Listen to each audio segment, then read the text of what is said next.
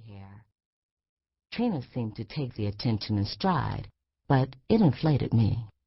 My gingerbread brown face was symmetrical, with two eyes placed where eyes should be, lips that weren't full or thin, a nose that would keep me alive, hair that was thick and strong but otherwise unremarkable. Nobody turned to stare at me when I walked down the street, not the way they did with Trina. I used to think of her beauty as an insurance policy that would guarantee her a perfect life. A lot of people who aren't beautiful think this way. It was 6 o'clock, and I had a standing appointment with the treadmill and some free weights. Trina stirred, then turned over and stared at me.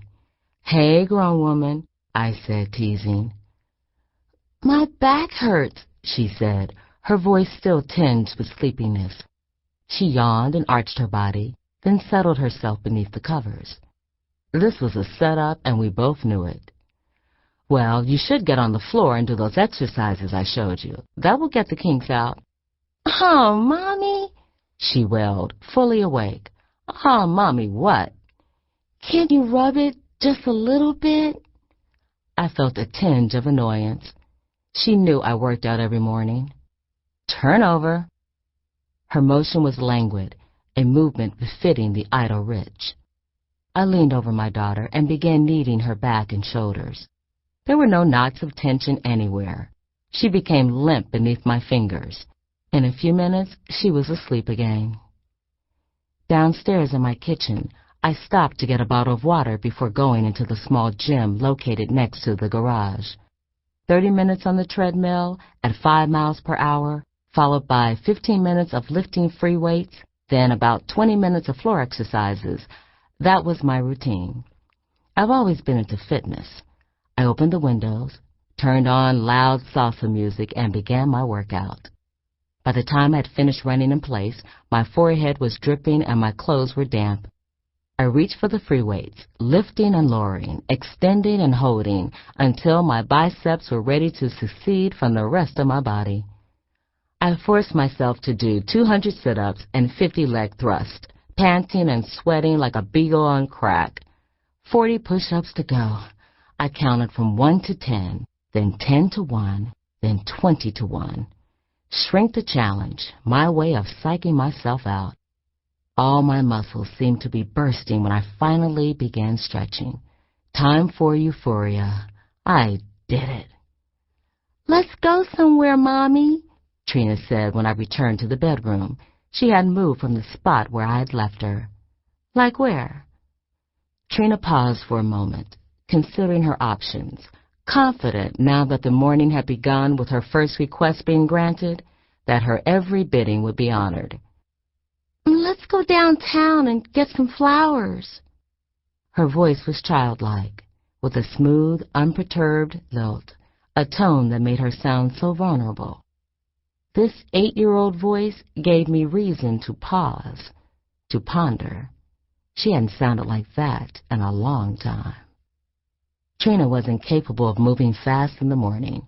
If prodded, she turned first irritable and then insufferable. I, on the other hand, dressed quickly. But then my uniform for Saturdays was easy. Sweats and sneakers, no makeup, no hairdo. Totally unlike my fashion plate weekday attire. I glanced in the mirror in my bathroom. My mother stared back at me. Impossible to escape her. Same eyes, same mouth, and smile. Same cheekbones. I closed my eyes and untied the silk scarf that held my short bob in place. 2 strokes of the comb, a few little flips with my fingers, and I was done. From the kitchen I could hear Trina thumping around inside her room, opening and slamming drawers. She was her own personal tornado. The mess she'd leave behind her, when she finally descended, would be a viable submission for a Guinness record. She had on both the television and the radio. Hoping she wouldn't take forever, I made breakfast, cleaning up and putting things away as I cooked. The birthday cake I'd baked was still on the counter, the 18 candles intact. The stove, floor, and sink were spotless. If I couldn't control my child, at least I was in charge of my kitchen. When she was finally dressed, Trina bounded down the stairs like an exuberant puppy. "You fixed breakfast! Yummy!" There it was again, the baby voice. I made breakfast most days. Not that I'm such a Betty Crocker, but because Trina had to eat well. We sat at the kitchen table and gobbled up the non-fat bran muffins, scrambled eggs, and oatmeal I'd prepared.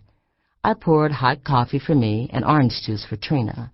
Taking the plates to the sink to scrape them, I could see Trina from the corner of my eye, stealing a sip from my cup.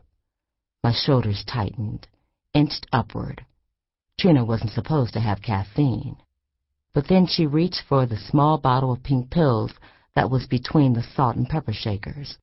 She shook out one, placed it carefully in her mouth, and swallowed it with the hot liquid.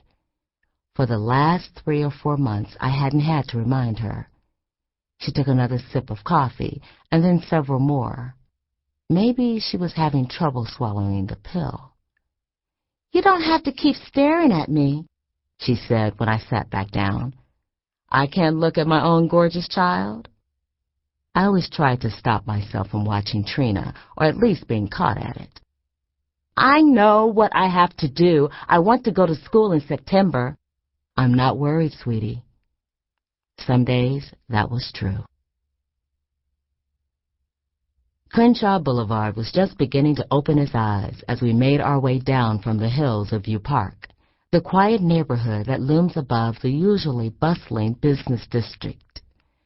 It was just after 8 o'clock, and the mall was still closed, of course, as were most of the stores that lined the street, but the small army of hucksters whose domain was the block just north of Slauson Boulevard had already queued up. Their wares were arranged neatly on tables near the backs of their vans, or on portable shelves that were as close to the oncoming traffic as was legally possible. Or illegally possible. CDs, tapes, African garb, a few food items, some household products, and clothing were for sale, as well as the occasional bootleg video. "Got that new Chris Rock right here. Give me 5.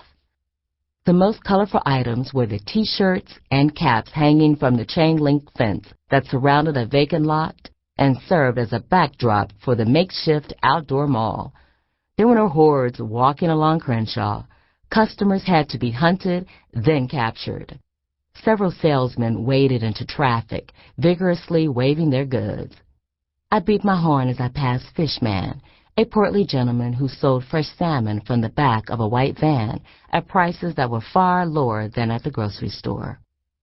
A few feet away, Mr. Bean Pie, representing the capitalistic interest of the Nation of Islam, clad in the requisite suit and bow tie, hawked newspapers and mouth-watering pies created from the lowly navy bean to drivers stopped at the red light. Beyond the bakery section, young men were approaching idling cars, holding up T-shirts, caps, and all manner of Lakers regalia, not to mention American flags in every size for every conceivable place. I whizzed by them. I had a flag sticking in my lawn and one on my car, and no longer braked for Old Glory. The last enterprise zone belonged to Crenshaw's most ubiquitous sales force, the incense people.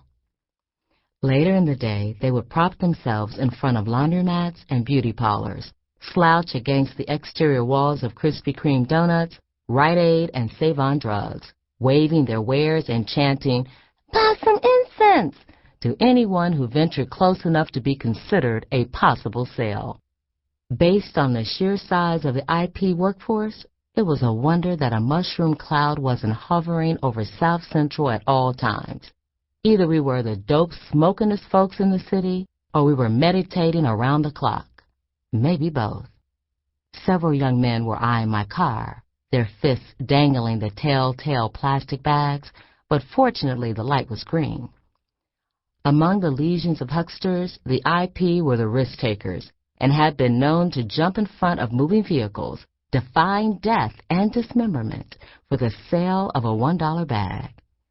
Half a block away, Crazy Man was standing near one of the IP. Some of my neighbors referred to him that way, and even though